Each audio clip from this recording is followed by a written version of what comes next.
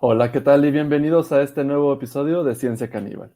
Primero que nada, y como siempre, quiero darles las gracias a todos ustedes por darnos estos minutos para llevarles ciencia a su celular, a su computador o cualquier plataforma en la cual elijan escucharnos. También aprovecho la oportunidad para extenderles nuestras disculpas que no pudimos el jueves pasado hacer el episodio, pero estamos aquí cumpliendo como debe de ser. Y como siempre, estaba aquí con nosotros Julien. Hola Julien, ¿cómo estás? Muy bien, ya un poquito atrasados con el podcast, pero aquí estamos.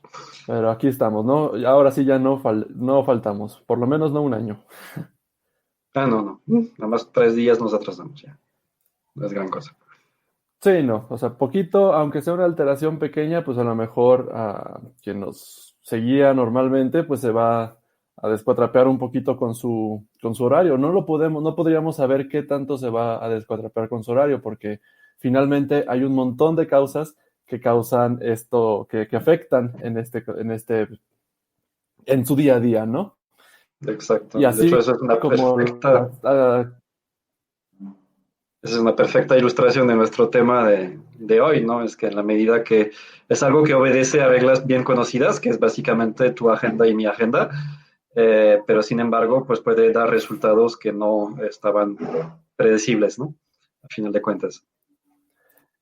exactamente, sabemos más o menos qué es lo que tenemos que hacer en nuestro día a día. Sabemos que el jueves a las 8, a las 7 tenemos cada 15 días podcast, pero pues siempre es un sistema en el cual cualquier alteración pequeña pues puede cambiar muchas cosas, ¿no?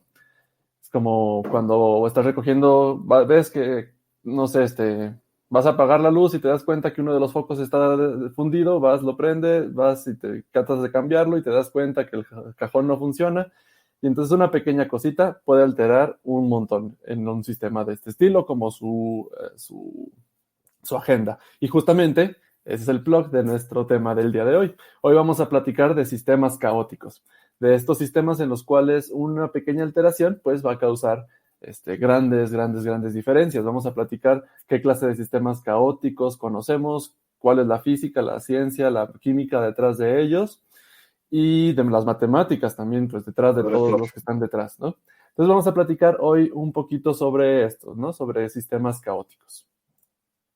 Sí, de hecho, algunos dicen que hubo tres grandes revoluciones en la ciencia en el siglo XX, ¿no? La relatividad, la física cuántica y la ciencia del caos. Básicamente, las tres le dieron golpes muy duros, muy severos a la física clásica, a la física de Newton. La relatividad, pues, cambió y derrumbó nuestra idea de un espacio y tiempo absolutos. La física cuántica derrumbó por completo nuestra idea de tener mediciones totalmente controlables, porque hoy en día sabemos gracias a la cuántica que la medición afecta el sistema. Y también la ciencia del caos, lo interesante es que de esas tres revoluciones es la única que afecta quizás cosas a nuestra escala, ¿no? La relatividad maneja las cosas grandes, lejanas y a altísima velocidad.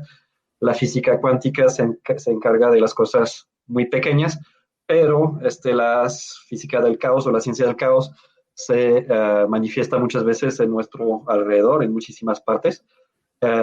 Y pues básicamente también derrumbó uno de los pilares de la física clásica, que era el determinismo, que a veces calificamos de laplaciano por Pierre-Simon Laplace, que decía justamente que sabiendo la posición y velocidad de cualquier partícula de la del universo, pues podíamos determinar qué iba a pasar, qué había pasado antes y qué iba a pasar después, ¿no? En ese caso, tanto el pasado como el futuro se volvían completamente predecibles. Pero justamente las teorías del caos han pues, dado un fuerte golpe a esa idea, porque pues resulta que el caos, de hecho, bueno, si analizamos el término caos, muchas veces lo interpretamos quizás como algo desordenado, algo aleatorio. En realidad no es aleatorio, obedece a reglas, muchas veces a reglas físicas muy sencillas, pero en un sistema que tiene cierto grado de complejidad o de que podríamos calificar de no linealidad, es decir, que muchas veces ciertos fenómenos se autoalimentan, pero también se autoinhiben, y entonces esa combinación de comportamientos nos da un resultado que, dependiendo de las condiciones iniciales, se vuelve completamente impredecible. En particular, bueno, durante un tiempo la ciencia del caos se le denominaba como sensibilidad a las condiciones iniciales, ¿no? Es decir, que una pequeña variación de las condiciones iniciales y podíamos obtener un resultado completamente diferente. Sí, ¿no? Y como dices, bueno, ahorita estaba pensando un sistema muy sencillo en el cual esos pequeños cambios pues dan lugar a enormes diferencias. Y estaba pensando desde el lado de las matemáticas, ¿no? Si nos imaginamos la ecuación x a la quinta, ¿no? X elevado a la quinta potencia, o sea, x por x por x por x por x. Y si pones x, por ejemplo, igual a 1.5 o 1.1, pues te va a salir un número grande, ¿no? 1.1 por 1.1 por 1.1, bueno, relativamente grande, ¿no? Más grande. Más grande. Pero, por ejemplo, si cambias un poquito ese 1.1 por 0.99, pues te va a salir algo más pequeño y más pequeño y más pequeño. Entonces la diferencia se hace más grande que con la que comenzaste, ¿no? Comenzaste con una diferencia de 2 décimas y terminas con una diferencia, no sé, tendría que tener aquí mi calculadora, que la dejé en el trabajo, para hacer ese cálculo, pero terminas con una diferencia más grande, ¿no? Entonces esas son las clases de pequeñas diferencias que después de cierto tiempo o de cierto proceso, pues ya son bastante más notorias, ¿no? Así es. Y quizás uno de los primeros ejemplos de ecuaciones caóticas apareció probablemente por ahí del siglo, curiosamente, ya en pleno auge de la física clásica y del determinista, cuando surgió ese dichoso problema que todos nos hemos roto la cabeza sobre él en física clásica, que es el problema de los tres cuerpos. Donde pues básicamente sabemos que pues, la física de Newton es muy, muy padre, muy fácil de resolver si tenemos dos cuerpos, ¿no? Con dos masas estamos muy felices, solo tenemos que movernos en un plano, no necesitamos hacer mucho más, las fuerzas son recíprocas, muchas cosas se simplifican y entonces es describible, digamos, en el caso general, podemos resolver esas ecuaciones diferenciales y obtenemos una solución general a ese problema de los dos cuerpos. Pues no tiene mucho misterio en ese caso. Pero si agregamos un tercer cuerpo de una masa similar a una distancia similar, ahí necesitamos considerar todo en el espacio tridimensional, necesitamos muchas más ecuaciones, hay tres pares de fuerzas recíprocas entre ellos, y pues a final de cuentas también las condiciones iniciales van a ser muy, muy críticas. Se ha demostrado, y lo demostró Henri Poincaré a principios del siglo XX, que no hay solución, no puede haber solución general al problema de los tres cuerpos. ¿Por qué? Porque pues, básicamente tenemos como 18 variables, que son básicamente la posición y la velocidad instantánea de los tres cuerpos en sus tres coordenadas. Entonces, 3 por 3 por 3, 3 por 3 por 2 nos da 18. Y solamente tenemos como 10 ecuaciones para resolver eso. Entonces, no se puede. Pero, entonces justamente eso nos explica el por qué, pues a lo mejor justamente, y se puede hacer muchas simulaciones numéricas para eso, ponen sus tres masas en un cierto arreglo. Si no las mueven y si vuelven a simular con esas mismas condiciones iniciales, van a obtener siempre el mismo resultado.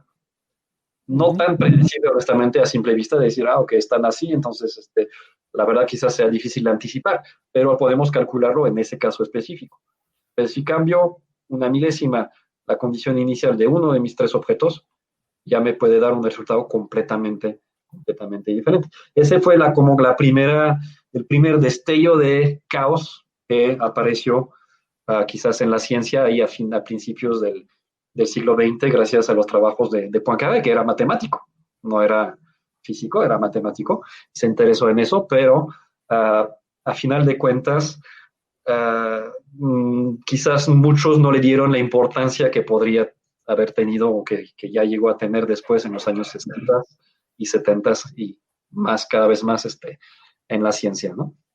Sí, no, y junto con el problema de los tres cuerpos, por ejemplo, tenemos el de los dos péndulos, ¿no? Un péndulo amarrado El del péndulo otro, doble.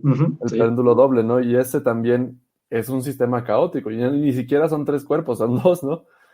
Claro, con ciertas condiciones, que de hecho ahorita vamos Ajá. a platicar de eso, con ciertas restricciones, ¿cómo se llaman estos? Bueno, sí, restricciones sobre el movimiento, que es justamente la longitud de la cuerda, y esa es la que, y dentro de la descripción, pues tienes un montón de posibles configuraciones, ¿no? Si tienes, caray, ¿dónde está? Es que está al revés. Si tienes tus dos masas, una empieza a oscilar, pero esta va a afectar a esta, y como dices, retroalimentación, ¿no? Este que se está moviendo va a afectar a la otra, y van a empezar a hacer un caos, ¿no? Hay muchos videos de simulaciones y de experimentos reales del doble péndulo, de cómo de impredecible puede suceder, ¿no? Exacto. Porque tú ves y tú estás esperando que haga esto, ¿no? Y de repente uno empieza a dar marometas y alcanza a dar una vuelta entera y sí. Y el comportamiento es completamente, digo, después de quizás 3 oscilaciones ya es imposible saber qué va a hacer, ¿no? Algo similar descubrió ya mucho tiempo después, por ahí de los años 60, Edward Lorenz. Edward Lorenz era un meteorólogo, bueno, de hecho él quería más bien ser matemático, pero pues bueno, por los azares de la vida a veces no hacemos lo que queremos, pues, algunos quizás luego nos dedicamos a cosas de astronomía, pero estudiamos ingeniería química, como un caso así quizá. Pero bueno, en el caso de Lorenz, él estudió, bueno, básicamente meteorología y, sin embargo, tenía como ese background matemático que le interesaba, ¿no? Y empezó a querer hacer modelos matemáticos de los movimientos atmosféricos y, pues, obviamente, bueno, con las primitivas computadoras que pudiera haber en los años 60 y 70, empezó a hacer simulaciones con un juego de ecuaciones, ¿no? Que tenían definitivamente adentro bucles de retroalimentación positiva y negativa, ¿no? Perdón. Y en particular eso deriva en lo que se conoce como atractores de Lorentz, donde básicamente en ese sistema tenemos un punto con dos atractores que va dando vueltas alrededor de dos atractores, formando como unos ochos, o que también, si lo representamos de hecho en 3 dimensiones, parecen como alas de mariposa, lo cual pues dio también pie a la famosa metáfora que usó Lorenz al momento de explicar esa idea. Lorenz estaba haciendo muchas simulaciones así y una vez ya llevaba una simulación bastante avanzada, pero dijo, no, mejor interrumpo esa y voy a retomar los datos a partir de tal tiempo, los voy a meter en la máquina y voy a seguir simulando. Tenía dudas de que si la máquina seguía bien, bueno, acuérdense que esas computadoras en aquel tiempo eran muchos tubos de vacío y bulbos y cosas así que podían tronar y, bueno, cada semana tenían que reemplazar o más o menos, eran de poca vida útil. Y entonces volvió a poner sus datos ahí en la computadora, los datos de un tiempo que ya había calculado y dijo, bueno, voy a seguir a partir de ahí. Y bueno, siguió y cuando comparó los dos resultados, se dio cuenta de que no coincidían para nada. Y cuando otros hubieran podido decir, no, pues a lo mejor justamente sí está fallando la computadora, tengo que cambiar los tubos y los bulbos, él empezó a analizar estos datos y dijo, bueno, al principio iban casi igual y ya poco a poco se fueron separando y después era completamente diferente. ¿Qué pasó? Que en realidad cuando reintrodujo los datos Lorenz para su segunda simulación, tomó lo que aparecía en números en su hoja, que era redondeado a la milésima. Y pues entonces no era exactamente el mismo número que estaba calculando la primera simulación. Esa pequeña variación de condiciones dio un resultado completamente diferente. ¿Okay? Eso, de hecho, cuando hoy en día los meteorólogos tratan de predecir el clima, porque es extremadamente complicado, ¿qué hacen? Pues bueno, tratan de medir las condiciones iniciales lo más preciso posible y pues tratan a partir de ahí de hacer una nube de simulaciones basado en ese juego de condiciones iniciales ahí y ver, ok, de las 100 simulaciones que hice, 70 me predicen que dentro de 8 días voy a tener buen clima. Entonces hay un 70% de probabilidad de que haya buen clima y un 30% de que no. Y esa es la confiabilidad que obviamente entre más simulamos y más iteramos, pues nos da resultados que pueden llegar a ser más divergentes, ¿no? Por eso, pues no van a encontrar una predicción del clima que sea más precisa que 10 días. 10 días sí es bastante atrevido, entre comillas, o hay un intervalo de confianza ya cada vez más reducido, pero es lo que sucede. No hay manera porque una pequeña variación de a veces una milésima, 0.1%, nos puede dar un resultado completamente diferente después de 10 días, ¿no? Entonces, ahí sí nos limita en la calidad de esas predicciones. Sí, y de hecho, hasta la Alexa de Amazon le preguntas, ¿va a llover? Y siempre te dice 51% de probabilidades, como para no errarle, ¿no? Ok, Bueno, como que no se 49, ya. está arriesgando mucho, ¿eh? Sí, no. Y de hecho, al principio mencionaste que son sistemas no lineales, ¿no? Y justamente con el ejemplo que puse de matemáticas, pues es esto, es un sistema no lineal. ¿Por qué? Porque no representa una línea, representa una parábola, en este caso, x cuadrada. Y en la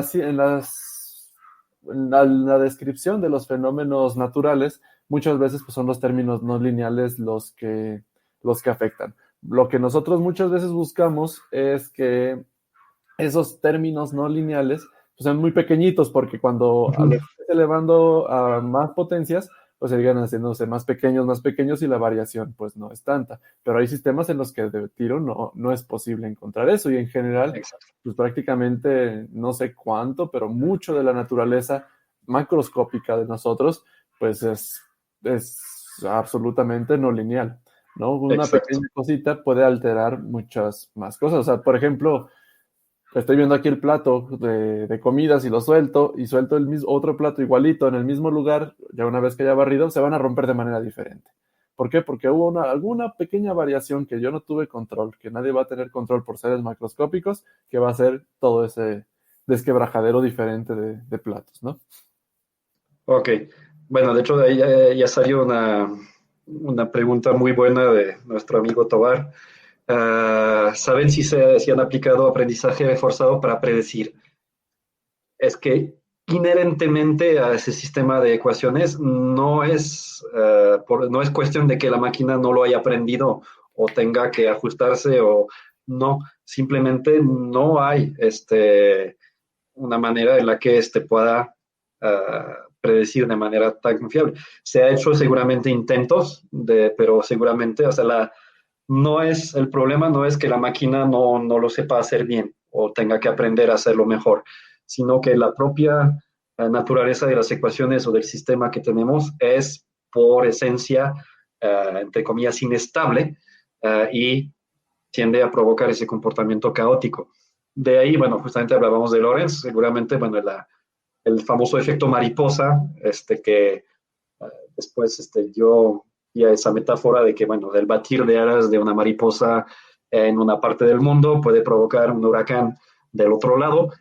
Técnicamente, pues sí es posible, sin embargo, no vayan a pensar que, por ejemplo, tenemos un mariposario en el Museo de Escocia, los invito a visitarlo, ya está abierto, pero no estamos preparando un ejército de lepidópteros terroristas que vayan a provocar huracanes donde se nos antoje el batir las alas, ¿no? No es algo que podamos controlar tan finamente, para empezar, ni a final de cuentas tampoco podemos culpar solamente a las pobres mariposas por esas catástrofes, ¿no?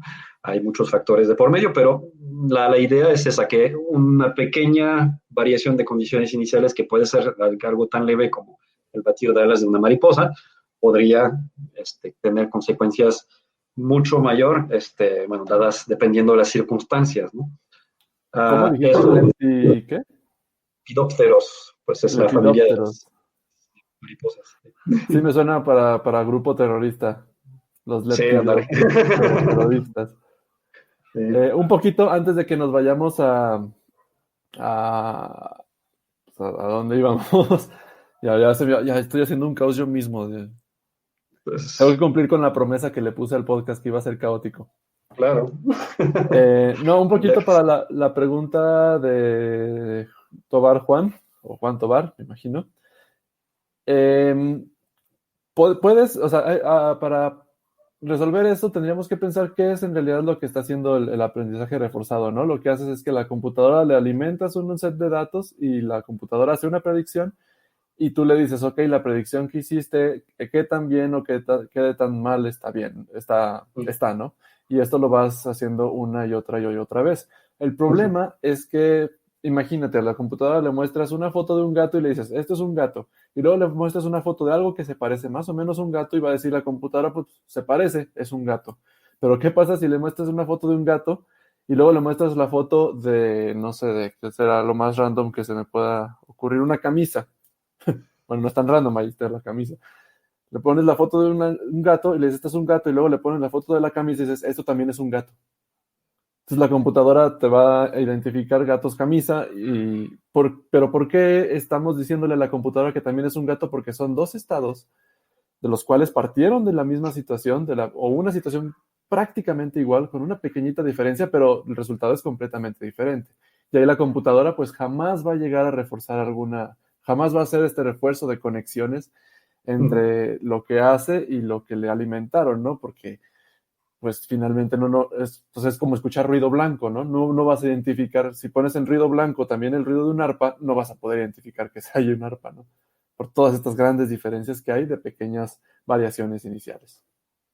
Ahora, retomando lo que decías, Beto, hace rato de que, bueno, justamente muchas veces quizás en la ciencia nos fijamos más en los casos lineales porque son más sencillos, son más fáciles de resolver, a veces hasta analíticamente, y estos son los grandes casos que nos enseñan, ¿no? En, la- en las escuelas, en las universidades, a resolver esas bonitas ecuaciones diferenciales para un caso, bueno, por ejemplo, de dos cuerpos, pues, que ay, se resuelve de manera muy bonita, y ya podemos hacerlo de manera perfecta, pero honestamente, ¿cuántos sistemas de ecuaciones diferenciales realmente somos capaces de resolver analíticamente en ciencia? Muy pocos, muy pocos. Y por eso tenemos métodos numéricos que nos permiten resolver todas las otras, pero obviamente con ciertas condiciones iniciales. En el caso de ciertas condiciones iniciales, y si queremos hacer otro juego de condiciones, tenemos que volver a resolver completamente, porque básicamente tomamos el sistema en tal estado y después agregamos un tiempo lo más pequeño posible y calculamos cómo sería justo después, y luego justo después, y justo después, y justo después, y eso lo hacemos para todos los sistemas que queramos resolver.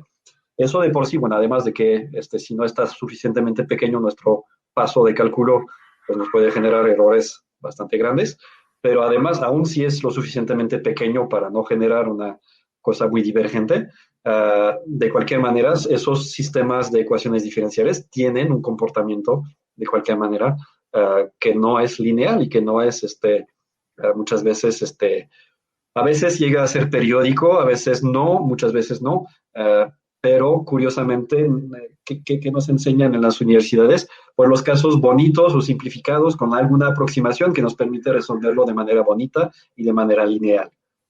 Cuando, como decías, efectivamente en la naturaleza es seguramente la mayor parte de la naturaleza es intrínsecamente no lineal.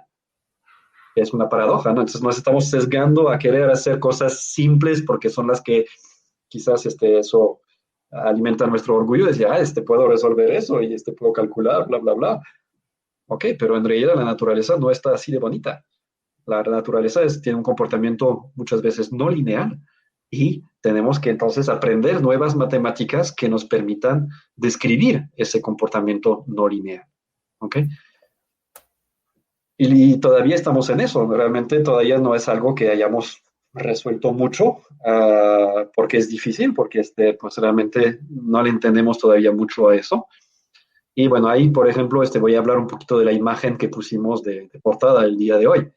Uh, por ahí de los años 70, un biólogo que también tenía un background de matemáticas, curiosamente, también otro matemático quizás que erró su vocación, pero qué bueno que incursionó en otras áreas, como en ese caso biología. En ese caso, bueno, más como en la parte de ecología, de predecir la evolución de poblaciones de especies animales o vegetales, pero vamos a tomar animales para que sea más sencillo. Y básicamente la idea es que, pues bueno, para modelizar la evolución de esas poblaciones, pues bueno, obviamente, por ejemplo, imaginemos conejos. Si tenemos muchos conejos, pues probablemente podemos imaginar que se van a reproducir y van a salir más conejos. Sin embargo, pues sabemos que no va a generarse una cantidad infinita de conejos. ¿Qué pasa? Pues entonces, bueno, si empezamos a construir una ecuación de la evolución de nuestros conejos que sea proporcional a la población anterior, pues básicamente también tenemos que agregar otro término que va a tomar en cuenta lo que restringe esa población. Algo que sea, entre comillas, inversamente proporcional a esa población para tomar en cuenta, pues no sé, el hecho de que hay una cantidad de alimento limitado en el medio ambiente, que hay competencia a lo mejor para justamente esa comida y otros factores que podríamos imaginar que limiten también esa población, ¿no? Y entonces nos da una ecuación que nos va a dar, bueno, x por 1 a la menos, por 1 menos x. Entonces tenemos una tendencia a subir multiplicado por una tendencia a disminuir y multiplicado por un factor de crecimiento que realmente llaman R como una especie de tasa de reproducción, ¿no? Que en este caso los conejos creo que la tienen algo elevada. Y a partir de ahí hacemos simulaciones y en general vemos que para R bueno, si R es menos que 1, pues básicamente los conejos se irían extinguiendo, no se reproducen a una tasa suficientemente rápida, pero entre 1 y más o menos 3, pues va creciendo, va tendiendo después de cierto tiempo la población a una población como de equilibrio. Que eso nos gustan las situaciones de equilibrio porque son más sencillas. Sabemos que hay cosas iguales. No nos gustan las situaciones transitorias donde las cosas están en desequilibrio porque no tenemos esas igualdades como base para resolver las ecuaciones. Eso nos complica la tarea. Y, sin embargo, si pasamos de R es igual a 3, empieza en lugar de tender a una población límite, a una población de equilibrio, va oscilando entre dos valores año con año. Y si seguimos incrementando R, empieza a haber un periodo cuádruple, pasa por 4 valores de manera periódica, y después 8, y después 16, y después se multiplica de manera bastante difícil de modelizar. Ya si tienen un ciclo de 32 años para modelizar la población de sus conejos, es bastante difícil de notar para empezar, ¿no? Necesitarían datos de los conejos de más de 32 años para decir, oh, se repite. ¿Qué tanto se repite? No, pues quién sabe. Sin embargo, bueno, eso es lo que llaman la ecuación de logística, esa que les acabo de platicar. Y si graficamos lo que obtenemos en cuestión de valores como límite en equilibrio, que pueden ser 1, 2, 4 o más, se va multiplicando después, pues forma esa parte que es como una especie de diagrama de bifurcaciones que básicamente nos da, a final de cuentas, pues ese comportamiento que no parece completamente caótico porque realmente parece que no hay un patrón ahí que podamos encontrar, ¿no? Parece variar de manera completamente aleatoria, cuando en realidad obedece a esa simple ecuación, es una ecuación bastante sencilla, pero aún así ya con eso ya generamos un comportamiento caótico. Ahora estoy pensando qué poco reconocido es la importancia de los conejos en la evolución de las matemáticas, ¿no? Porque tenemos esto de la reproducción que Sí, lo da más lugar popular es luego las manzanas y las peras, pero... da lugar a Mandelbrot, que ya hablaremos. Tenemos la sucesión de Fibonacci, que también era para poblaciones de conejos. El número áureo, que bueno, sale de la sucesión de Fibonacci también. Pero bueno, un poquito ahondando en... Ah, mira, tenemos dos preguntas. Ahondando en la pregunta, bueno, el comentario de Juan. Tovar de las metaheurísticas, o sea, yo leí mateheurísticas. ¿Qué es eso? Y si la Bueno, simulación es... Sí, dime. a ayudar a encontrar una solución óptima. Es que no existe tal solución óptima. O sea, el hecho de que oscile entre dos o entre cuatro valores es la solución, no es que haya una mejor. Simplemente es que es algo que no anticipábamos de que un comportamiento que no se, al principio, digamos, de la curva daba un solo valor estable y de repente empieza a oscilar entre 2 entre 4 entre 16 valores. Uh, esa es la solución correcta, no es que haya una mejor. Sin embargo, es un comportamiento que no nos permite realmente predecir de manera muchas veces confiable, sobre todo si empezamos a variar un poco las condiciones iniciales, lo que va a suceder. Entonces, a eso se refiere, pero en realidad la solución es completamente correcta, no es que haya una mejor, una óptima, simplemente no es una solución anticipable. Simplemente si digo, de cada conejo van a salir como 3.83 al año siguiente, pero también hay que multiplicar por la población y por uno menos la población, va a dar ese tipo de comportamiento después de muchos años. Entonces, no es incorrecto, no necesitamos una solución mejor, simplemente es una solución que sale muchas veces de lo que anticiparíamos, ¿no? O que el determinismo Laplaciano, ¿no? Nos dijera, ¿no? Tenía que, tengo tal cosa, debería haber solamente un resultado posible. Pues no, en ese caso va oscilando entre 4 o 16 valores. Sí, Y eso, yo creo que el comentario va más bien a la parte de que no podemos encontrar soluciones exactas a las ecuaciones no lineales, ¿no? En- ¿Por qué? Porque, y eso es algo que hacemos muchas veces. De hecho, inclusive ahorita mencionabas en las simulaciones computacionales y creo que puedo hilarlo ahí con el comentario de Carmen Dena. Hola, mamá. Este, cuando nosotros decimos que no hay una solución exacta a muchos sistemas caóticos, quiere decir que no podemos encontrar una ecuación, en este caso, por ejemplo, o una expresión que da solución precisa a cierto valor, ¿no? Es decir, y ahorita estoy pensando en relatividad general, porque pues, es lo que traigo en la cabeza ahorita y generalmente todos los días. Este, pero pensando en relatividad general, y luego lo platicábamos en el episodio que siempre nos gusta mencionar de Miguel Alcubierre, las ecuaciones no lineales es muy difícil encontrarles una solución exacta. ¿Qué quiere decir? Que tú propongas, ok, f igual a 25x más y, y lo pongas en la ecuación y te salga bien, es muy difícil que eso suceda. Por eso tenemos muy pocas soluciones. De hecho, para la solución de agujeros negros, ahora que hablamos también de Robert Penrose, las soluciones de agujeros negros están contadas. Las que podemos escribir como una expresión matemática están contadas. En realidad lo que tenemos que hacer es algo tipo metaheurística. Nosotros ponemos ciertos valores iniciales y la computadora, por medio de ciertos algoritmos, empieza a calcular, a ver, ok, hago esto y va para este lado. No, me estoy pasando, ¿no? Me regreso un poquito y lo hago por el otro lado. Y empieza a hacer varias iteraciones hasta conseguir un resultado adecuado. Y de hecho recuerdo cuando estábamos viendo métodos numéricos, por ejemplo, cómo estimar la intersección con cero de una línea recta. Ya había algo que se llama el método de Newton-Raphson, que lo que hace es que tomas dos puntitos, tengo mucho bronca con la cámara invertida, tomas dos puntitos y luego trazas, dos puntos de la función y luego trazas una línea recta y luego lo empiezas a ajustar. Ahí es el numerito que encontramos no es una solución exacta en el sentido de que no despejamos X y encontramos a cuánto vale. Es decir, no igualamos a cero y sacamos el álgebra para esa solución, sino que estamos haciendo a partir de una semilla, ese es el nombrecito oficial, a partir de una semilla que nosotros alimentamos a la computadora, esta empieza a hacer el proceso y a través de ciertos criterios, pues empieza a ajustarse mejor, ¿no? Y es lo que hacemos. De hecho, yo lo hacía manualmente cuando hice la tesis de licenciatura.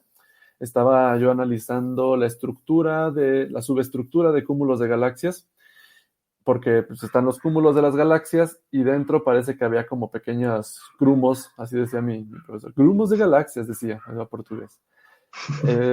Había pequeños grumos Y entonces yo manualmente, a través de datos que yo le ponía de input a la computadora, seleccionaba cuáles eran las estructuras, ¿no? Y a través de eso, la computadora hacía, bueno, ya lo había programado yo para que hiciera unos cálculos y me daba resultados.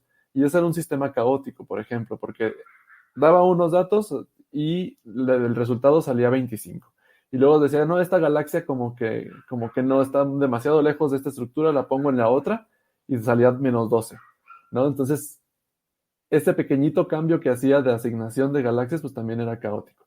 Y en ese sentido, pues nos referimos a que no hay una solución exacta, no óptima, sino exacta, Ujú. ¿no? O sea, puede ser la mejor solución. De hecho, ahora me tocó revisar un trabajo de tesis de un alumno que estaba haciendo metaheurística justamente para calcular las rutas de los camiones de basura. Mm. Y para calcular esto, pues no tienes una solución exacta, ¿no? O sea, no puedes tú encontrar un numerito despejando y haciendo matemáticas para encontrar exactamente el número ahí. ¿Qué es lo que tienes que hacer? A pura fuerza bruta, a pura, eh, a pura fuerza bruta, machacar los datos una y otra vez, Ujú. y la computadora está trabajando, la pobre computadora de este chavo, creo que la puso a simular hasta como por 5 días continuos. Este, va jalando, va tratando de optimizar. Y ahora sí tenemos Ujú. la solución óptima, pero no la solución exacta.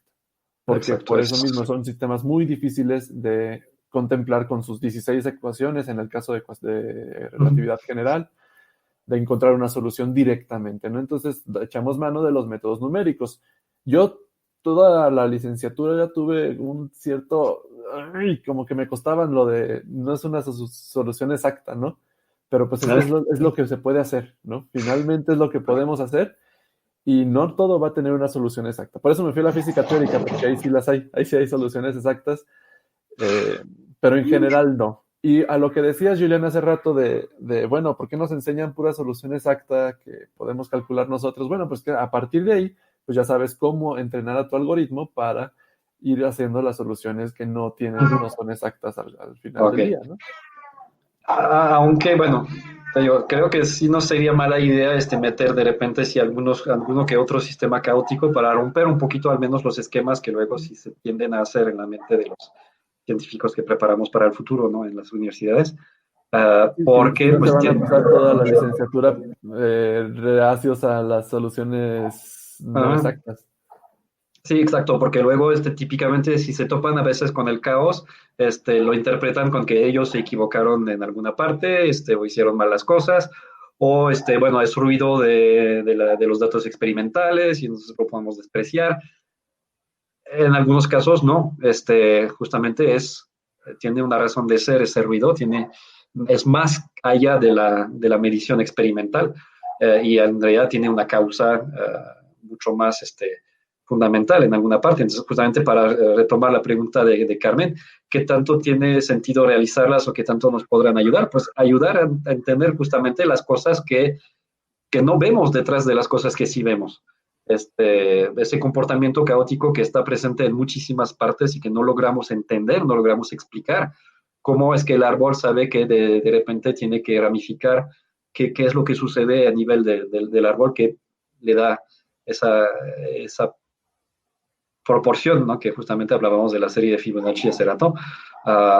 ¿Cómo sucede eso, ¿no? Al final de cuentas, ¿cuáles son los mecanismos que intervienen ahí? Porque no son todavía entendidos. Por ejemplo, eso me regresa a mi tema de mi tesina de hace 20 años, lo cual no me hace más joven, pero que fue básicamente acerca de un tipo de reacción química muy especial que llamamos reacción química oscilante. En este caso, el ejemplo probablemente más conocido, y lo pueden buscar después, está muy, muy bonito, se llama la reacción de Belousov-Jabotinsky. Ahí no están nuestros amigos rusos, creo, o no han comentado, pero a ver si se manifiestan, si están por aquí.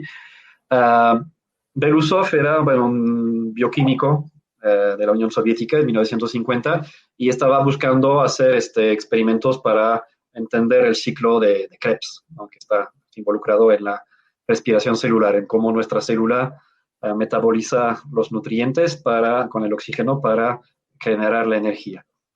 Y de repente se topó un poquito por serendipia con una reacción que pues básicamente tenía una solución de color amarillenta en su matraz y lo estaba agitando y de repente, ¡puf!, se perdía la coloración. Ok, algo pasó, algo reaccionó, ¿no? Y de repente, ¡puf!, regresa el color y vuelve a desaparecer y vuelve a aparecer. Cuando Belousov quiso publicar sobre esa reacción en las revistas científicas, le dijeron, no, estás mal, algo hiciste mal en tu experimento, no hay reacciones químicas así. Las reacciones químicas pues suceden y ya no oscilan entre dos estados. Eso violaría la segunda ley de la termodinámica. Y entonces le negaron la publicación a Belousov y le deprimió tanto que dejó la ciencia completamente. Es muy triste porque pues, fue como una especie de genio incomprendido que se desmotivó completamente por la falta de apertura de mente de sus colegas. Unos 10 años después, Anatol Jabotinsky retomó esta reacción y ya trajo suficiente evidencia para que realmente no hubiera duda de que realmente así sucedía. Aquí están nuestros amigos, Charlotte y, bueno, no sé si también Alexander. Y bueno, esa reacción, bueno, la pudo ya publicar ya Jabotinsky, ya quizás seguramente había un poquito más de apertura en ese tipo de cosas. Y entonces, bueno, esa reacción, si ya le agregan un colorante redox, como la ferroína, pues va a estar oscilando entre rojo, azul, y es bastante vistosa, bastante llamativa. Pero lo más interesante es que si la vierten en una caja de Petri, una superficie plana con un espesor bien delgadito, la reacción entra bueno, no en competencia, sino que se va sobreponiendo con otro mecanismo de difusión a través de esa delgadita capa de solución en la caja de Petri. Básicamente, la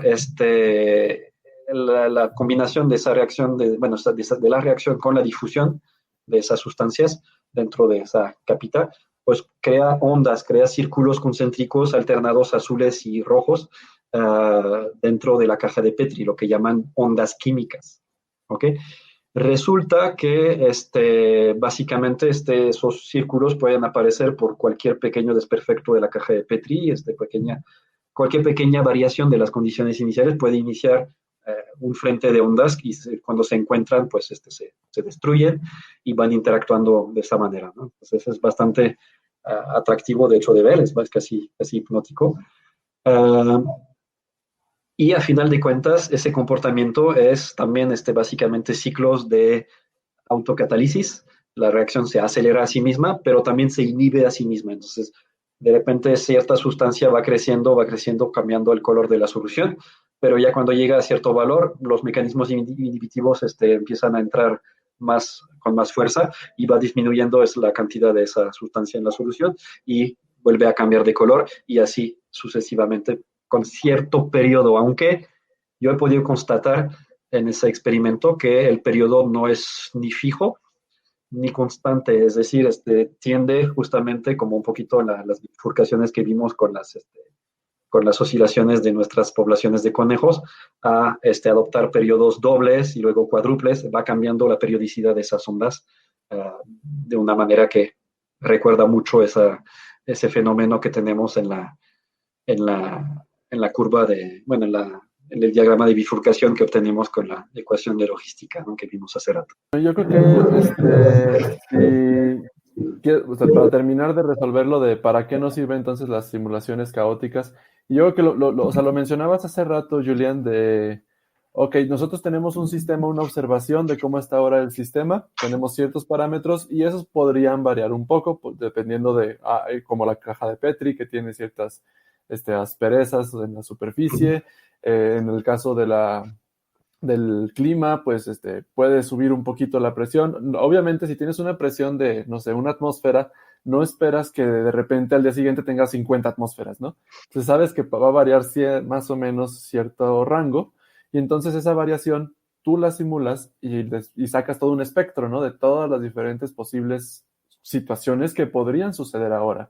Es decir, ahorita yo no sé si va a subir una décima o va a bajar una décima, o si va a subir dos o va a bajar dos. Pero yo hago todas esas y muchas de esas me van a apuntar a ciertos resultados. Va a llover mañana, a que va a llover. Y entonces ya puedes decir, ok, hay cierta probabilidad de que vaya a llover. Finalmente no es determinista y así como ya me ganaste desde el principio, Julián, desde el minuto uno, la cuántica, No es Esta vez que... determinista. Sí, estaba esperando y ya me la quitaste Ujú. hoy. Pero no es determinista en el sentido de que no sabes exactamente qué va a pasar, pero te da todo el espectro de probabilidades y de ahí ya puedes sacar conclusiones válidas, ¿no? Ahora, la cuestión ahí, bueno, por ejemplo, existe caos determinista. Hay en ciertos sistemas caóticos también una parte aleatoria que puede ser eventualmente relacionada con la cuántica o no, pero también hay este caos que es puramente determinista. Por ejemplo, si te acuerdas, Beto, hace tiempo hicimos una actividad cuando hablamos de simulaciones también que se usan para la evolución. Mm. Ahí sí estuvimos jugando con algunas simulaciones, algunos juegos, y mencionamos el famoso juego de la vida, ¿no? De John Orton Conway, que bueno, desgraciadamente pasó a mejor vida por causa de COVID este año. Uh, Básicamente ese es un perfecto ejemplo, bueno, es lo que llamamos un automata celular. Y básicamente ahí sí las condiciones iniciales son totalmente determinables. Básicamente son las células que ya ponen en su tablero inicialmente y que va a ser el punto de partida de la simulación. Con las reglas de que, bueno, básicamente, si está rodeada por 3 o 4, pues sobrevive sobrevive esa célula. Si está rodeada de más, pues ya sobrepoblación y se muere. O si está aislada, que nada más hay una o menos alrededor, pues va a desaparecer, aislamiento. Y si hay una célula vacía que está rodeada de 3 o 4, pues va a aparecer ahí una célula porque pues hay reproducción. Esas simples reglas, a final de cuentas, que determinan el juego de la vida de Conway, básicamente, y con ese juego de condiciones iniciales que es totalmente reproducible, o sea, son células específicas de su tablero. Si dejan las mismas condiciones iniciales, van a tener siempre el mismo resultado, por muy complicado que sea ese resultado, pero no va a cambiar. Pero si le agregan una celulita más, puede dar un resultado completamente diferente. Por ejemplo, bueno, yo he jugado mucho con ese juego de la vida. Hay de repente tienes un juego de células que después de 3 o 4 iteraciones se queda en un sistema estable que ya no cambia, ¿no? Cambia de manera ya periódica. Y se vuelve obviamente ya aburrido, ya sabes que de ahí ya no se va a mover. Pero si agregas a veces nada más una célula más, te da un resultado que va cambiando y cambiando durante cientos de iteraciones sin reproducirse, sin tener un patrón de periodicidad alguno. Eso es caos completamente determinista, porque puedes definir exactamente tus condiciones iniciales sin riesgo de error alguno, y sin embargo, no puedes, desde al ver el patrón inicial, saber o digamos anticipar, digamos así, de decir, va a suceder tal cosa, no logras anticipar qué va a suceder. Eso ya es caos determinista. Obviamente, si haces la simulación necesaria con 3000 iteraciones, pues ya vas a poder saber y es posible que después de esas 3000 iteraciones todavía no se estabilice. Entonces, ese es caos determinista, a final de cuentas. Es sensibilidad a condiciones iniciales, pero con reglas totalmente, y en ese caso completamente absolutas, que te van a dar el mismo resultado si tienes las mismas condiciones iniciales, sin parte aleatoria, entre comillas, aquí para librarnos completamente de la parte aleatoria, que esta, sin embargo, pues bueno, lo que decía, una pequeña aspereza en la caja de Petit, esa es una aleatoriedad, no sé si se dice esa palabra, pero a final de cuentas, bueno, esa pequeña porción de aleatorio, después a partir de ahí va a dar las condiciones iniciales y las reglas y los mecanismos químicos que conocemos para describirla. El mecanismo de reacción-difusión de la reacción de Belousov-Zhabotinsky y permitir eso. Ahora, ¿y eso a mí qué, no? Esa reacción química, ¿qué tiene que ver? ¿O qué me importa, a final de cuentas? Pues, por ejemplo, esos patrones de ondas, de rayas, etcétera, que se forman con esa reacción química, es probablemente al origen de las manchas, de las rayas, del pelaje de muchos animales. Alan Turing, que es conocido por ser uno de los padres de la computación moderna, escribió curiosamente en 1952 un artículo que se llama Bases químicas de la morfogénesis. Un artículo básicamente de bioquímica, escrito por un matemático, un especialista en lógica. Le va a decir cómo sucedió eso, ¿no? Cómo es que, bueno, la verdad, el artículo es bastante bueno y justamente a partir de ecuaciones relativamente sencillas, modelos que involucran ecuaciones no lineales, aparecen los que llaman patrones de Turing, que eso parecen ser, pues bueno, se parecen mucho a figuras o patrones que encontramos en algunos casos en el pelaje de animales, en patrones de algunos peces o conchas, y justamente pues no sabíamos de dónde provenían, ¿no? Posiblemente justamente al momento de que se genere el animal en su forma embrional, pues se dan esos mecanismos de reacción-difusión que dejan ese patrón y después se van a llenar de pigmentos en ciertos lugares más que en otros, dando el patrón que van a llevar después en su piel, ¿no? Sí, no, a lo mejor, bueno, determinista, sí, como en el sentido de que tienes un conjunto de reglas, ¿no? Finalmente, lo que no es determinista es, bueno, si lo que no es determinista en el sentido del resultado, pues son fenómenos cuánticos, ¿no? Pero al final del día, ya se me fue Julián, eso no estaba determinado. Al final del día, lo determinista de un sistema o no implica que sea caótico. O sea, lo que estamos diciendo finalmente de lo caótico es esto, ¿no? La pequeña diferencia entre condiciones iniciales que nos puede dar a un resultado totalmente diferente. Y esas pequeñas diferencias en condiciones iniciales, de hecho, tenemos una manera de medir todo este sentido caótico de las cosas. Tenemos una medida física que nos determina eso. Y luego estábamos hablando hace ratito de lo pequeño, ¿no? Lo pequeño, o sea, movimientos pequeños implican algo macroscópico. En ese sentido, en física y en química y en termodinámica y en prácticamente cualquier ciencia tenemos una medida para esa clase de posibilidades, que es lo que llamamos la entropía, que yo creo que es uno de los términos favoritos coloquiales de la física que más se usan fuera de contexto. Y justamente platicaba con un compañero de qué tan fuera de contexto se usa la entropía, pero finalmente es un concepto que justamente da para todo eso, ¿no? Da para el tipo de desorden, la cantidad podríamos llamar desorden a esta impredictibilidad de lo caótico, ¿no? Caótico lo relacionamos mucho con desorden. No necesariamente significa desorden, significa impredictibilidad ante la variación de condiciones iniciales, ¿no? Exactamente. Ahora, les quiero compartir, bueno, yo sé que después es un podcast con audio, pero lo voy a describir para los que no lo estarán viendo con la imagen, pero les quiero compartir mi última compra en eBay. Es una concha y quiero que aprecien pues el patrón que lleva esa concha encima, ¿no? Básicamente vemos muchas líneas rectas, como triángulos. Esta partecita de aquí parece una réplica de la famosa carpeta de Sierpinski. Hay con triángulos llenos, otros vacíos intricados, de esa manera, ¿no? Y hay ciertos modelos de autómatas celulares que dan exactamente ese tipo de patrones. Entonces, eso es lo que lo hace bastante interesante. Entonces, seguramente hay un mecanismo similar a ese que encontramos matemáticamente hablando, que se da sobre la superficie de esa concha, ¿no? Bueno, esa es una concha que viene del mar de coral allá en China. Me lo mandó, bueno, el vendedor estaba en Taiwán, básicamente. Y entonces, bueno, lo que me llamó la atención, sí, justamente es ese tipo de patrón que aquí encontramos, que, digo, realmente no parece aleatorio, parece que algo le dijera a la concha que okay, tienes que tener ese patrón por ahí, ¿no? O seguir ese tipo de...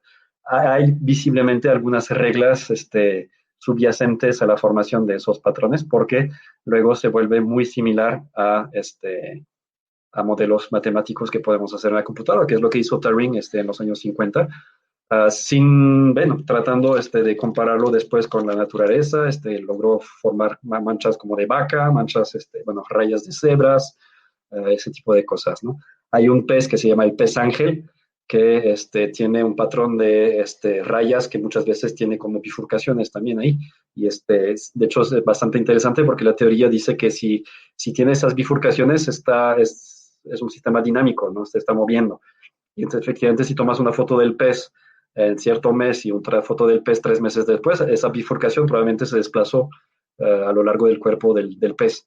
Entonces es un sistema que va evolucionando en las propias escamas del pez, el pez ángel, y entonces es bastante curioso, ¿no? Bastante interesante. Y eso pues nos ayuda a entender un poquito cómo aparecen ese tipo de patrones, ¿no? A final de cuentas. Eso hace que justamente por esa dimensión caótica y sujeta a pequeñas variaciones de condiciones iniciales, nos dice por qué, por ejemplo, no sé, dos cebras que son gemelas, homocigotas, es decir, tienen exactamente el mismo ADN, no tienen el mismo patrón de rayas, no tienen el mismo patrón en su pelaje, y de la misma manera que dos hermanos gemelos o hermanas gemelas aquí, bueno, entre los seres humanos, no van a tener el mismo patrón de huellas dactilares.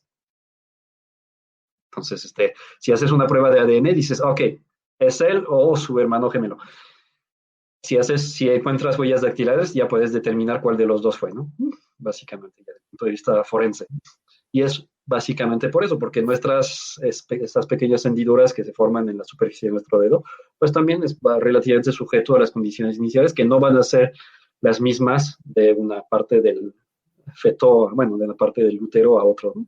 Y entonces todos tenemos huellas dactilares diferentes, incluyendo los hermanos con ADN idéntico. Sí, ¿no? No se te Y escucha. bueno, ahorita ahondando en esto. ¿Ya? ¿Sí se me escucha? Ya se te escucha, perdón, sí, ya. Es que como que al principio ¿Sí me empezaste a escucha? hablar, o no ¿Sí? sé si desfasó el sonido con la imagen, pero te veía mover la boca y no se escuchaba. Es que estoy practicando mi ventriloquismo. Ok, sí, Mira, hay un pequeño retraso. entonces cuando... No, ahondando un poquito más en esta parte, bueno, o sea, finalmente, como platicábamos, el caos un sistema caótico no significa que esté desordenado. Si dices, es que tu cuarto es un caos, pues no, no. Estoy completamente de acuerdo, porque, Generalmente si tienes... por ejemplo, también dicen que mi cuarto es un Ajá, caos, pero ajá. curiosamente siempre encuentro todas las cosas que busco. Entonces, quizás para el ojo no acostumbrado parece desordenado, pero en realidad sé exactamente dónde están las cosas. Sí, están exactamente donde tú sabes que las dejaste. Que el orden no tenga sentido para otra persona, pues ya, Estamos de aquí está acuerdo. viendo mi mamá, entonces saludos a mi mamá. Esa es la expresión por la cual no arreglaba mi cuarto. Eh, pero sí, como dices, o sea, y eso me lleva a un concepto clave. Yo creo que en esta clase de cosas, la diferencia entre el concepto científico y el concepto coloquial, pues es abismal, ¿no? Y en este caso, por ejemplo, la distinguibilidad de los objetos es algo bien interesante, porque la distinguibilidad es lo que nos da lugar justamente a la entropía, ¿no? El nivel de desorden que podemos tener. Finalmente, ahora vamos al revés, de un estado final o un estado macroscópico que nosotros podemos observar, la taza está caliente, detrás de ello, pues hay un sistema caótico dentro, pero entre tanto caos se promedia y tienes finalmente una temperatura normal. Entonces ahí también quisiera hacer la remarcación de la palabra de la entropía, ¿no? O sea, entrópico significa qué tan distinguibles sean las cosas o los estados uno entre el otro, ¿no? Estados indistinguibles pues tienen menor entropía que los que tienen mayor distinguibilidad. Y hay una pregunta aquí de Charlotte que dice, ¿tiene algo que ver con el número áureo? Todo esto, bueno, todo tiene que ver con el número áureo, extrañamente, en el mundo. Es una sorpresa cuando, de hecho, hablábamos de Fibonacci y el crecimiento de los conejos. Fibonacci divisó su sucesión de Fibonacci como, o sea, tienes dos conejos y luego se suma uno y luego se suma de los otros dos, y los anteriores y los anteriores. Es como uno de estos sistemas que crece exponencialmente. Eso no es caótico ni mucho menos, podemos calcularlo, ¿no? Pero finalmente de esta clase de sistemas autorreplicantes, Ujú. eh, como en el caso de la sucesión de Fibonacci, resulta que si divides dos números contiguos de la sucesión de Fibonacci, mientras más grande vayas, más cerca tienes el número áureo. y que el número áureo corresponde con otros fenómenos naturales, pues es una sorpresa. O sea, es una sorpresa que seguimos todavía con esa duda, ¿no? De por qué se presenta el número áureo. Otro de los... Ay, es que aquí lo tenía guardado, pero lo borré. ¿Dónde está? Hay otro número y justamente hoy en un video que me compartió Julien Ah, de, la constante de Feigenbaum, de Feigenbaum, sí. No, por no me Mitchell pueden culpar Feigenbaum. de no acordarme. De Sí, la es un constante de poquito complicado. Feigenbaum. Sí, por Mitchell eh, Feigenbaum. Curiosamente, pero eso es algo que ahorita que estoy leyendo mucho sobre ese tema del caos, todos los que están involucrados en eso son gente que piensa bien diferente, de manera bien locochona, comparado con sus científicos, más, con sus compañeros más rigurosos. Feigenbaum es un tipo que de repente empezó a hacer experimentos sobre el sueño y empezaba a ir a trabajar de noche. Y más bien estaba queriendo cambiar su ritmo biológico a 26 horas en lugar de 24. Obviamente se iba desfasando y de repente le tocaba trabajar de día, de repente le tocaba trabajar de noche y así le hacía, ¿no? Entonces tenía una mente muy, muy diferente. Otro con una mente así muy diferente, bueno, Lorenz ya lo hemos mencionado, pero también Mandelbrot. Mandelbrot, pues era un matemático, bueno, polaco que vivió tiempo en Francia, después se fue a Estados Unidos a trabajar en IBM. ¿Por qué? Porque quería acceso a computadoras para hacer simulaciones de, bueno, la nueva geometría que estaba desarrollando en ese tiempo, que es la geometría fractal. Y que tiene cierta relación justamente con el caos.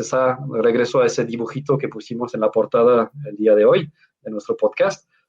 Tiene por un lado ese diagrama de bifurcación donde justamente aparece esa constante de Feigenbaum, que venía ahí justamente de los estudios de Robert May de la evolución de poblaciones, así con esta ecuación que llamamos de logística.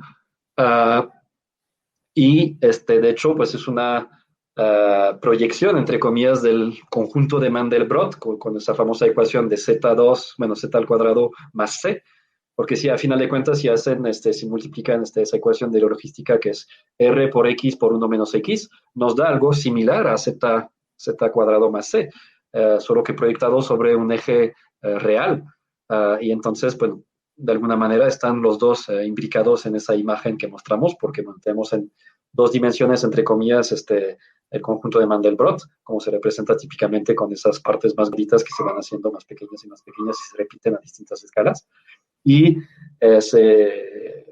su proyección en un plano que es ahí esa curva de bifurcación, ese diagrama de bifurcación, que curiosamente también va coincidiendo con los bultos de Mandelbrot a los mismos periodos, ¿no?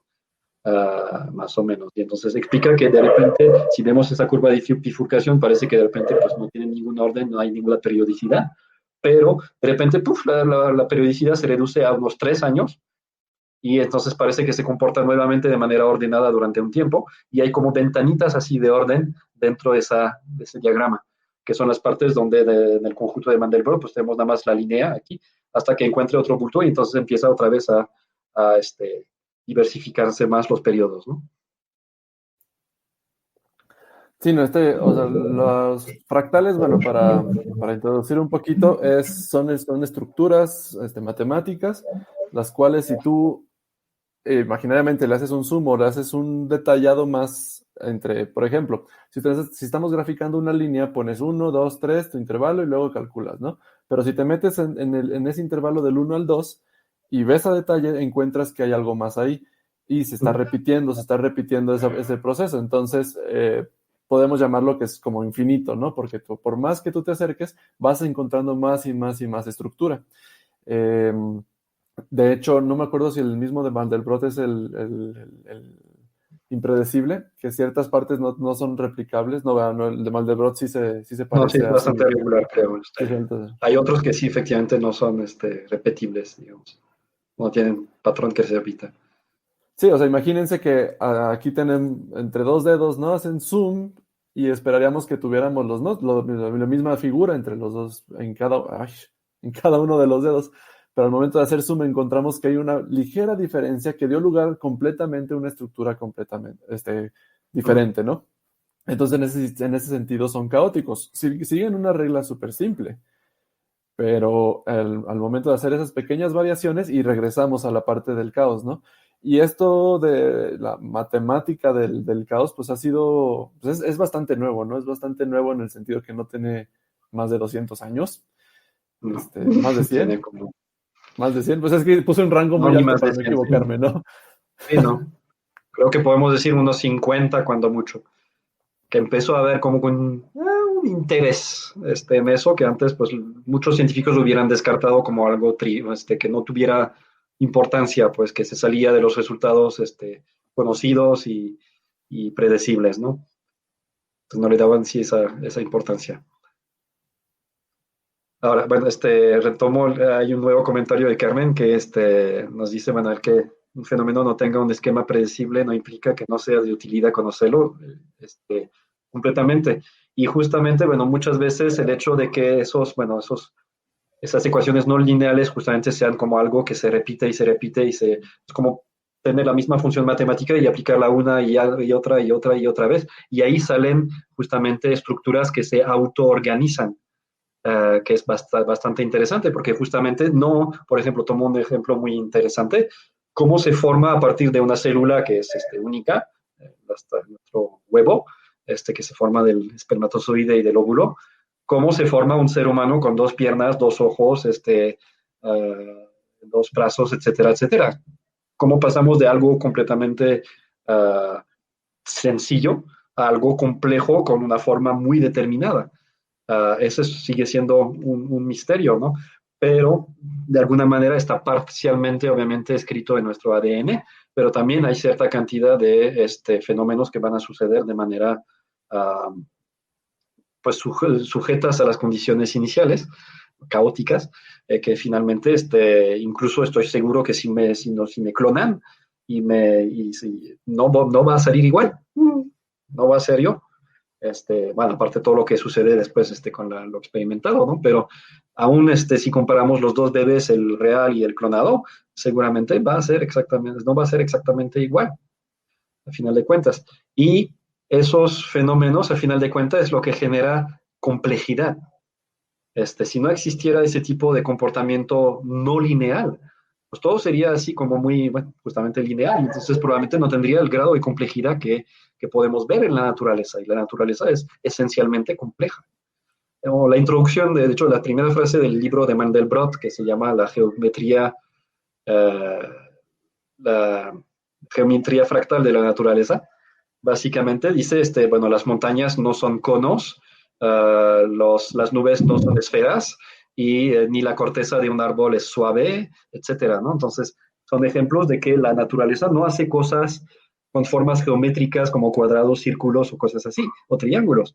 Hace cosas bastante más complejas, bastante más elaboradas. Y cuando justamente se desarrolló esa geometría fractal, una de las primeras aplicaciones fue crear paisajes virtuales en simuladores de vuelo, usando, pues, en lugar de triángulos para las montañas, pues una serie de triángulos intricados que diera un realismo mucho mayor a esas montañas y las hiciera parecer pues, más parecidas a las que vemos en la naturaleza, que no son conos ni triángulos. Sí, no, y aunque sea impredecible, sí es la palabra que dice, parecer caótico, sin embargo, Yo no tengo... un esquema predecible. Ok, sí, o sea, finalmente vale la pena conocerlo porque hay resultados, como dices, es parte de la naturaleza ser así, ¿no? Yo creo que dejamos esa manera de pensar para los griegos, que lo perfecto es la esfera y el cuadrado y todo La suavecito. geometría euclidiana, ¿no? Exactamente, que todo está homogéneo, ¿no? En realidad, pues no hay nada homogéneo más que el universo a grandes escalas.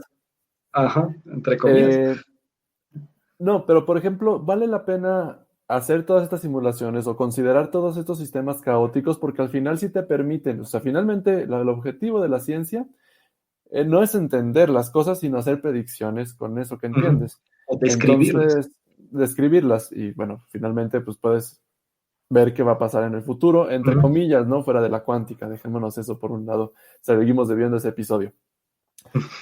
Pero ahorita, por ejemplo, hoy he pensado mucho en Boltzmann, porque de eso íbamos a hablar, por ejemplo, este sistema caótico, ¿no? Si nos fijamos dentro de la taza de agua, tenemos un montón de moléculas que están unas contra otras y no es un problema de 3 cuerpos, es un problema de 1 millón de Avogadros de cuerpos, ¿no? Sí, básicamente.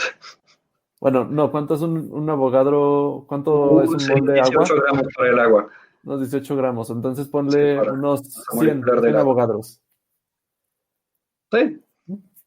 Unos 100 Avogadros de agua, o sea, muchísimas, 10 a la 25, Ujú. 23. Ah, 23 los 100 avogadros Avogadros, sí sería 100 25, Avogadros sí, pero por el sí, 25. sí, sí. Es como 10 a la 25 moléculas, que es un problema súper complicado de modelar uno tras otro. Pero por lo Ujú. mismo que sabes que es un sistema caótico, se inventa justamente este concepto de la entropía, ¿no? Ok, yo no puedo predecir exactamente dónde están cada una de estas moléculas, pero en promedio, Ujú. yo puedo saber más o menos qué es lo que está pasando y eso lo puedo extrapolar, aunque ignore completamente. De hecho, la entropía es una medida de ignorancia de lo que del fenómeno físico del sistema. Ujú. Pero aunque ignoremos todo eso, cuando lo pasamos a través de ciertos procesos matemáticos a algo macroscópico, pues da lugar a lo que es la temperatura, ¿no? O da lugar a que se enfrió mi té mientras dábamos el podcast, porque esta entropía, este desorden, o no este desorden, este indistinguibilidad por la misma Ujú. complejidad del sistema, aunque dé lugar a una nube de posibilidades, es decir, y luego platicábamos mucho de eso, creo que en cuántica, cuando hablamos de cuántica, ¿no? Que tenemos una cajita con partículas así, ¿no? Y es Ujú. aleatorio. Es mucho más probable que las partículas estén repartidas en la cajita a que aparezcan en un solo lado. ¿Cómo se ve eso en un sistema macroscópico? En mi taza de té, es que es mucho más probable que todas las partículas estén por acá regadas y tengan una temperatura alta, por lo tanto, a que estén aquí en este punto y tengan una temperatura baja. Entonces, a través de esa distribución de probabilidades, que te estoy enseñando probabilidad y estadística, entonces lo traigo aquí así bien taladrado. Ok, A ok. través de esa distribución de probabilidades, a través de esas probabilidades, tú puedes inferir cuál va a ser el estado del sistema, aunque no conozcas a detalle todo el proceso que esté dentro del sistema, porque es un sistema caótico, pero ese mismo caos Sí. te lleva a obtener una propiedad macroscópica. A final de cuentas es como lo que comentabas hace rato, ¿no? Que no buscamos forzosamente algo exacto, buscamos algo que modelice lo que estamos observando, al menos. Por ejemplo, una buena manifestación ahí otra vez del caos es la gran mancha roja de Júpiter. Lo que cuando las primeras ondas, imágenes de las sondas Voyager que pasaron cerca de Júpiter llegaron y mostraron esa mancha que iba. Muchos pensaban que, porque así se veía en el telescopio, que era como bastante tranquila, bastante inmutable, ¿no? Bastante estable. Y después, ya cuando llegaron las imágenes de las Voyager, vieron que era una especie de remolino con un movimiento muy, muy complejo y muy dinámico, a final de cuentas. Y no tenían una explicación para eso. Curiosamente, Lorentz es quien aportó un elemento de respuesta con eso. Puso en marcha sus modelos ahí atmosféricos para el caso de Júpiter y logró hacer simulaciones que mostraba la formación y la estabilización de una mancha, aunque fuera dinámica y va interactuando con las capas alrededor, pero se va formando, logró recrear, digamos, una gran mancha roja en sus simulaciones y explicar el por qué se daba, ¿no? A final de cuentas. No la explicación, digamos, el por qué, sino sí el cómo se llegó a formarse, a estabilizarse, lo cual pues ya era un gran progreso. Hoy en día también se han hecho cosas similares para explicar ese hexágono que hay en los polos de Saturno, el polo sur en particular, creo. Que en realidad seguramente son algunas tormentas que están debajo de la bruma que no alcanzamos a ver, que están haciendo una circulación casi hexagonal de fluidos que nos da esa apariencia, ¿no? Pero eso nos ayuda a entender un poquito, entonces, pero es justamente gracias a trabajos que se han desarrollado sobre el caos, lo cual, pues Ujú. bueno, muestra un poquito la importancia de ese tipo de cosas. No, y otro de las manifestaciones es justamente la física de los vórtices, ¿no? En los Sí. fluidos, o sea, a Van Gogh lo traían loco, a Neil deGrasse Tyson también lo traen loco, porque los vórtices son sistemas también muy caóticos y muy difíciles de modelar, ¿no?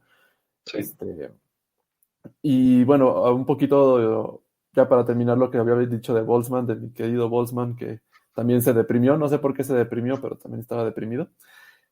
Finalmente, o sea, nosotros estamos acostumbrados a cosas muy determinísticas y nos cuesta mucho trabajo, ¿no? O sea, yo recuerdo después de mis Ujú. primeras 2 semanas de cuántica, dije, uff, ¿y ahora qué hago de mi vida, no? Porque nos mueve mucho. Si ustedes toman su taza de té y le ponen el termómetro, miren, tienen un pajarito, le ponen el termómetro a la taza de té, pues va a decir, ah, ok, está a 85 grados centígrados, ¿no? Y dices, ah, mi té está a 85 grados centígrados. Lo que no nos damos cuenta es que detrás de ese 85 grados centígrados no nos está diciendo la temperatura. No nos está diciendo en realidad eso no es la temperatura. La temperatura no existe. Lo que nos está diciendo es el promedio de velocidades de todas las partículas Ujú. del agua. Entonces, Chocan. en promedio, 85 grados centígrados significa que cada una de esas partículas tiene tanta energía y toda esa energía se resuelve justamente con un caos o con un sistema caótico de millones y millones de partículas, ¿no?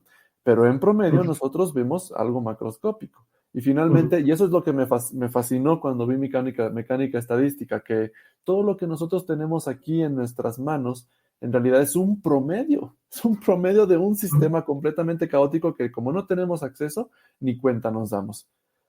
Eso me recuerda a un experimento muy sencillo que también hicimos, obviamente, cuando yo estaba estudiando ingeniería química, que es para ilustrar lo que llamamos el número de Reynolds. Básicamente tienes, bueno, Pues son 12, un ¿no? flujo. Son 12 Reynolds. Son 12 Reynolds. Y guiados Ah, sí, o sea, justamente por el dependiendo de, del número por el de de la Reynolds, nariz No, no, no, ya me estoy yendo a la Navidad, los 12 Reynolds de Santa Claus, ¿no? no. Muy, muy malo, muy malo, muy mal chiste. Ok. Córtale, mi El chavo, número vámonos. Reynolds, bueno, no me acuerdo siquiera bien la fórmula, pero involucraba la viscosidad del fluido, su tensión superficial y otros factores. Y el flujo, sobre todo el flujo de la velocidad del fluido a través de una tubería.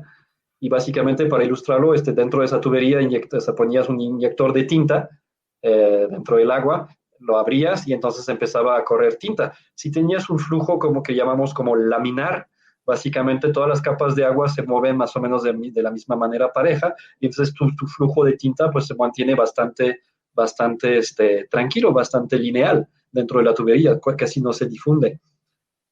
Pero si aceleras la velocidad del fluido, empieza a generar turbulencias dentro de tu tubería y entonces ves que rápidamente, después de 10 centímetros, ya tu tinta ya está completamente mezclada dentro del tubo y ya está en todas partes. Y entonces tienes una coloración ya muy notoria. Básicamente, ya, bueno, aquí Sebastián Morales nos dice que efectivamente es un clásico de prácticas de ingeniería química. También pasó por ahí seguramente. Y básicamente, pues notas que cuando pasa tu número de Reynolds de cierto valor, justamente pasa de ese flujo laminar a ese flujo turbulento, cambiando completamente el resultado a final de cuentas. Pero yo recuerdo que cuando te acercabas a ese valor límite, empezaban un poquito esas turbulencias, pero entonces tu línea de tinta empezaba a oscilar así, antes de realmente ya volverse completamente ya impredecible y completamente desordenado. Pero empezaba con algunos movimientos periódicos así. Era bastante interesante de observar. Seguramente hay bastante caos ahí involucrado en eso. Sí, no, o sea, es que finalmente, pues como decíamos, ¿no? Tienes el sistema.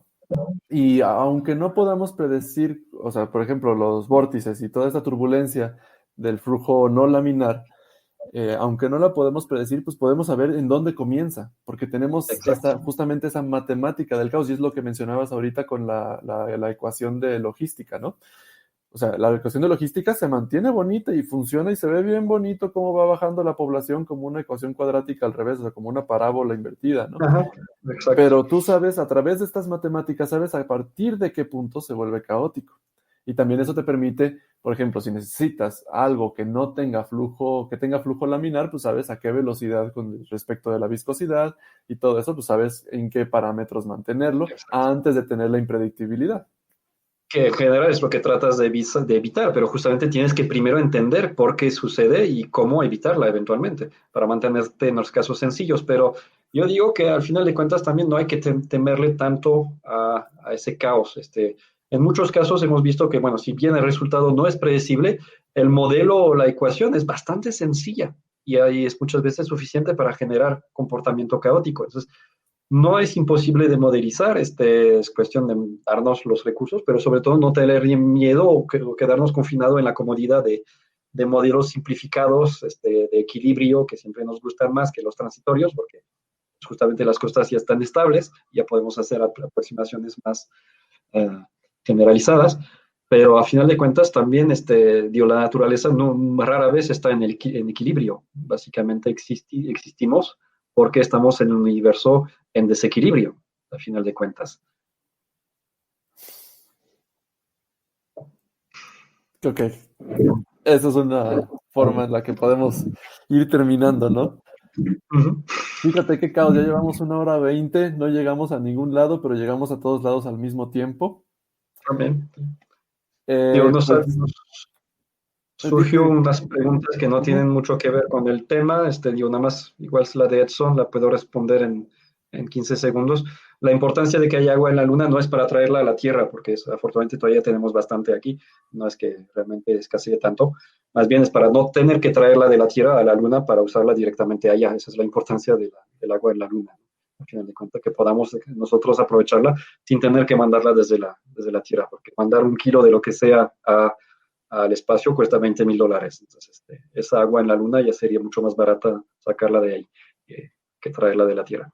imagínate, una botella de agua te costaría $20,000 allá en la Luna, por lo Sí. menos.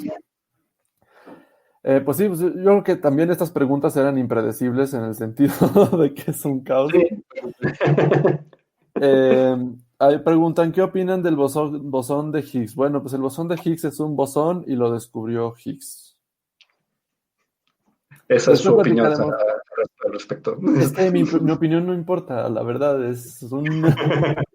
Sí, Yo nada la más vengo ciencia no aquí es a de hablar, opiniones. yo nada más vengo aquí a hablar de cosas que leí por ahí. Próximamente hagamos un capítulo sobre el bosón de Higgs y física más allá del modelo estándar. Igual lo Me podemos gusta, conjuntar con el de cuántica. me gusta la frase aquí que podemos usar como conclusión de Sebastián Morales, la vida es una lucha constante contra el orden. Pues sí, porque ya cuando estamos muertos, sí, pues está más ordenada la cosa, ¿no? Porque ya no se mueve. Entonces sí, de alguna manera sí la vida es una lucha constante contra el orden y la vida apareció, a final de cuentas, por desequilibrios, por desorden, por caos, seguramente que nos costaría un buen definir exactamente, pero podemos describir más generalmente gracias a esas teorías, ¿no? Sí, no, finalmente pues estamos tratando de no bajar nuestra propia entropía, porque una vez que nos muramos nos convertimos parte del fondo, ¿no? Y no somos ya distinguibles. Una vez que nos descompongamos ya no somos distinguibles del resto de la Tierra y estamos incrementando la entropía del universo. Entonces estamos luchando contra nuestra propia destino de subir nuestra entropía. Así es. Muy bien, pues creo que ya terminamos de los mismos 2 metros del Sahara, ¿sabe qué? De los litros.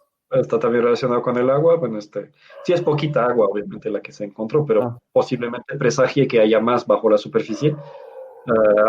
También tenemos buenas reservas en los polos de la Luna que pues, se podría explotar. Entonces, por eso una de las misiones a Artemis alunizaría justamente cerca de uno de los polos de la Luna, porque si queremos establecernos ahí, pues necesitamos esa agua, ¿no? que vendría en cráteres polares profundos.